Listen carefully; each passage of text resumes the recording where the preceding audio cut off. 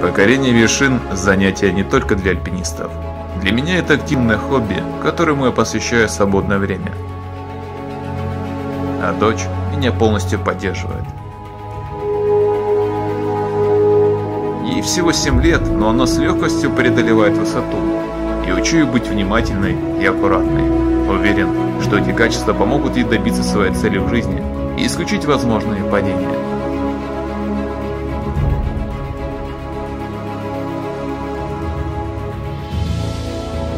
Эти качества требуются и в моей работе электромонтера.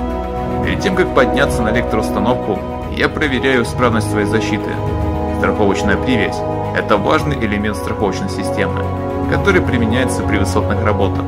Благодаря этому устройству я в безопасном положении. Используйте средства индивидуальной защиты. Позаботьтесь о своем здоровье.